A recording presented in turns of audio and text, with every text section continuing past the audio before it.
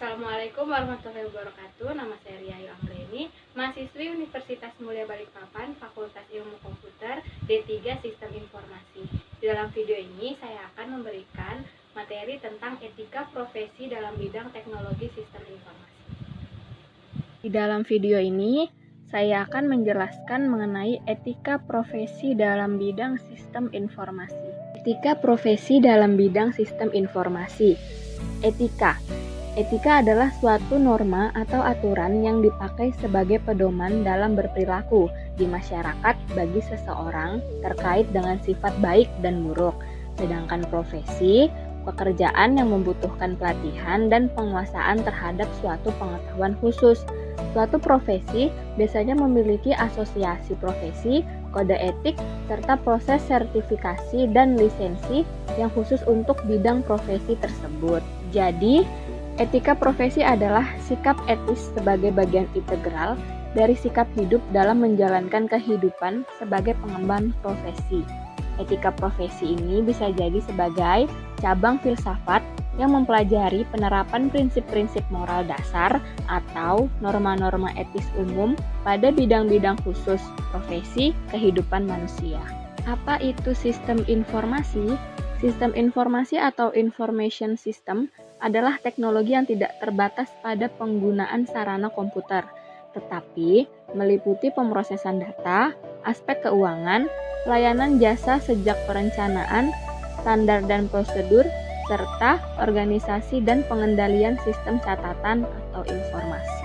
Dalam bidang teknologi informasi, tentunya etika menjadi sangat penting, khususnya di era informasi seperti sekarang ini.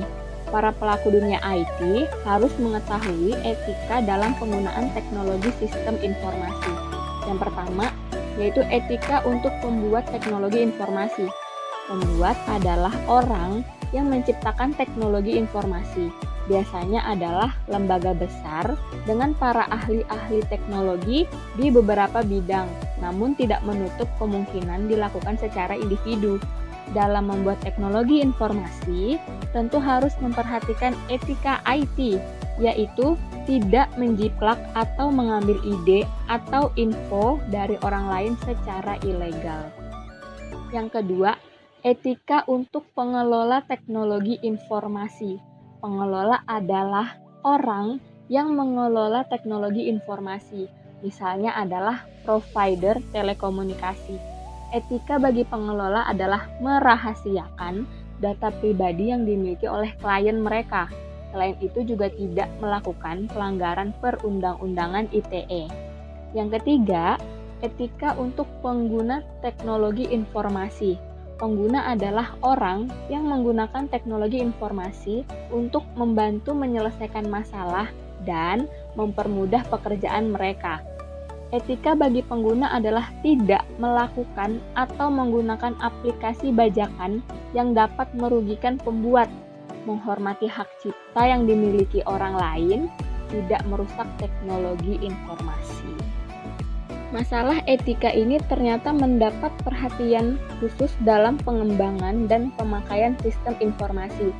Masalah ini diidentifikasi oleh Richard Mason pada tahun 1986 di SWAS tahun 1998 yang mencakup privasi, akurasi, properti, dan akses.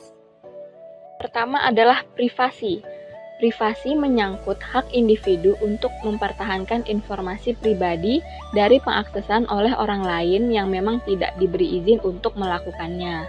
Contoh isu mengenai privasi sehubungan diterapkannya sistem informasi adalah pada kasus seorang manajer pemasaran yang ingin mengamati email yang dimiliki bawahannya karena diperkirakan mereka lebih banyak berhubungan dengan email pribadi daripada email para pelanggan.